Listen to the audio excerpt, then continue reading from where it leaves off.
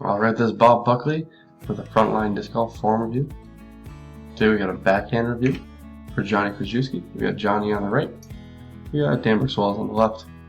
I'll go ahead and play through the form once, and I'll back it up and do my review.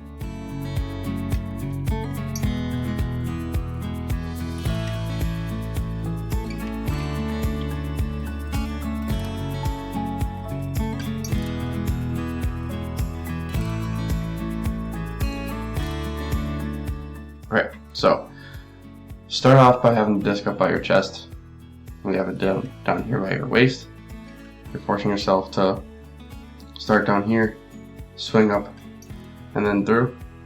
We want to see you start by your chest, reach straight back, reach straight through on a straight line. That's the best way to keep the disc in one straight line, to hit gaps, to be more accurate and more consistent. Take your left hand off the disc, so I'll play through. Oops. You'll notice too, Dan starts with the disc up here by the chest. That's what I'm talking about. So right now your left hand is grabbing the disc, and what happens there is, whether you know it or not, the disc is following that left hand. It's going to cause you to round. So Dan has his hand on the left disc,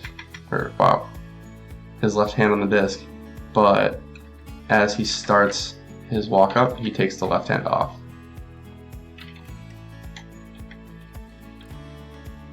Also, you're starting in your reach back, which is forcing you to be backwards to your target right away. Notice Dan is straight in line with the target until he does his reach back. Once he does his reach back, then his head turns slightly and his body is slightly off. But other than that, everything is one line straight to the basket.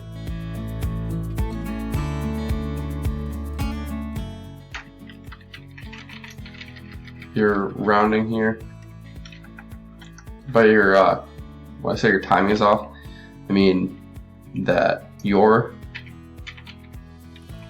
not getting a full X step. We want to see your X step slightly out just a bit more. We don't want it huge.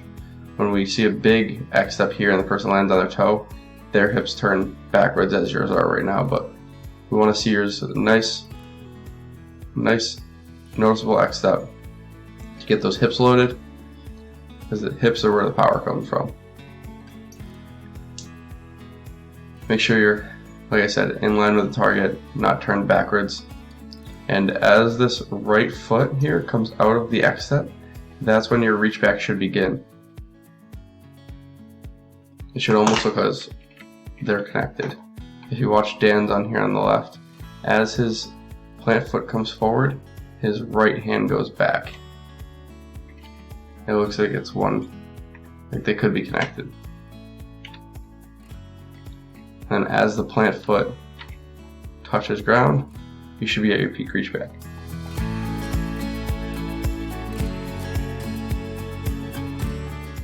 You need to pull through with your elbow. You're not using your elbow at all. You're just swinging through. So there's no elbow movement here at all. It's all arm and shoulders. You're not getting any power from the elbow. One of the drills we do, or one of the exercises we do, is we have somebody stand behind you and grab onto the disc and have them resist as you pull through, and you'll notice immediately that as you're trying to pull the disc away from them, if you're not bending your elbow, you physically can't get it away from them because you don't have enough power. So if you start using the elbow, you'll notice like an increase in distance immediately.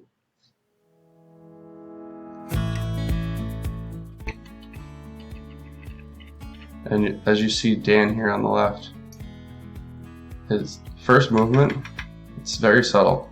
His first movement is his hips. It's right there. His hips turn slightly, which leads to the arm, and he's driving through with that elbow. He's getting that elbow all the way out. I tell people to pretend that there's a glass window right here. And you're trying to break that glass window with your elbow. this right here, this where Dan is right here, we call this the power pocket. That means that is where his wrist turns, and he's getting all the power and the rotation from that, and is driving it into the disc. It also allows him to release flat. If you don't get into this power pocket here, you stop. A lot of people get to about here with their elbow, and then they swing around, and it's not allowing them to release the disc flat. If you'll notice, if I go forward a few frames, as Dan pulls through, he releases the disc perfectly flat. When people get to here and they open their shoulders up, they swing down and they swing down and around, and they end up releasing the disc slightly nose up. So that's why when they're able to release the disc flat, they'll see more distance because they don't have the wind hitting the back edge of the disc to slow the disc down. And then last thing I want to check, because I didn't do it earlier when I was doing my review, I want to check your follow through. Good job right here too, getting nice and compact with your arm down. That's good. Your follow through looks good too. Okay, that's all I got for you. I would definitely work on that X step and your reach back timing. Those are the two most concerning things, and then that elbow as well. Make sure you're bending that elbow when you're pulling through. See, as of right here, your elbow should be. Why is it doing this?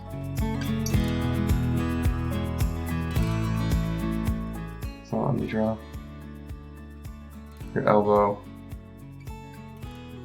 should be bent. And you should be driving through with that elbow. That's all I got for you. Hopefully you learn from it. Hopefully you use it to help you get better. And we'll see you out there.